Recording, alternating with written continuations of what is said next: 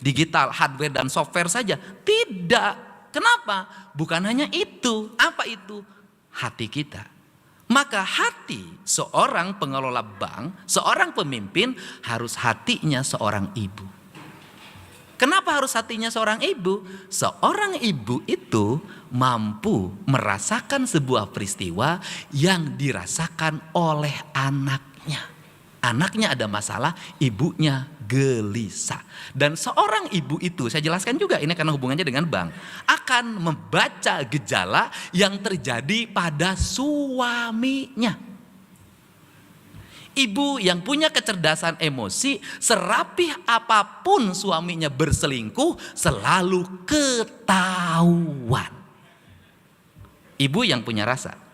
Begitu juga bank, pemimpin bank, sehebat apapun orang menyembunyikan proposal ajuan kredit, sehebat apapun orang membuat rencana usaha yang dia buat dengan dana konsultan yang mahal, kalau kemudian sedekat apapun orang yang membuat kredit pada BJB karena kedekatan emosi dengan direkturnya, dengan dirutnya, dia akan bisa membaca kamu bohong. Kamu rencananya rampok, kamu rencananya ngemplang, kamu rencananya tidak akan bayar. Dia bisa baca. Sehingga kenapa kaum tradisional mengelola usahanya tidak bangkrut? Banyak orang yang tidak lulus SD punya bisnis yang besar. Banyak orang yang tidak lulus SD punya usaha yang besar. Kenapa? Banyak pedagang di pasar tidak bisa baca tulis. Kenapa dia sukses? Karena dia berusaha menggunakan hati sebagai lentera untuk mengambil keputusannya. Apa problem di negeri ini? Terlalu mengandalkan otak sehingga hatinya tidak bisa membaca. Ini adalah prinsip pengelolaan. Untuk itu saya hari ini juga tegaskan, karena ini perlu keterbukaan. Biasanya orang yang punya kebijakan politik itu merekomendir temannya untuk pinjam. Dan kadang di lingkungan kerjanya sahabatnya menjadi calo. Pinjam 30 miliar, nanti saya 7%. Udah dapat. Di rootnya teman saya. Silahkan dicek.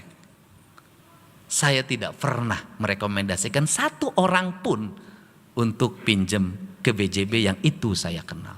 Saya pribadi pun pinjam ke BJB. Tanda tangan, dipotong biaya operasional tiap bulan. Ini, nah, selanjutnya apa? Selanjutnya pesan saya sebagai gubernur adalah perbaiki manajemen yang lebih baik. Cintailah orang yang setia pada BJB. Siapa yang setia pada BJB? Para pegawai di seluruh wilayah Provinsi Jawa Barat dan Banten. Pegawai di wilayah Jawa Barat dan Banten termasuk 7 keajaiban dunia. Termasuk gubernur dan bupatinya. Apa itu? Ya kan? Ditempatkannya di Lebak, SK-nya di BJB. Tetapi mereka itu adalah para pelanggan tetap dan setia, tidak pernah ngemplang. Kenapa? Langsung dipotong gaji. Kerepotan BJB apa kerepotannya? Kerepotannya adalah mereka top up karena tukinnya naik. Beres top up, dimutasi. Di tempat yang baru tukinnya lebih rendah dibanding tempat yang lama. Nah disitulah BJB akan pusing. Naonu kudu dipotong, maunya nanu dipotong. Nah, tapi itu kan kecil banget. Nah apa yang saya tekankan? Yang saya tekankan begini Pak. Jangan sampai orang yang setia itu satu, kalau nabung tabungannya kecil banget dan diblok. Ini harus dibenerin Pak.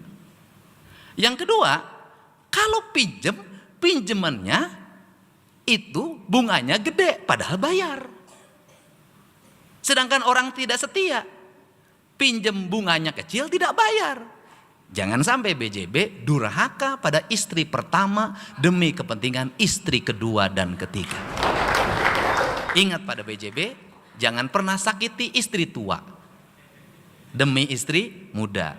Karena kata istilah orang Sunda, kapa majikan mate mantak doraka, tapi mantak cilaka. Jadi kalau kemarin ada kecelakaan karena BJB doraka ke istri tua.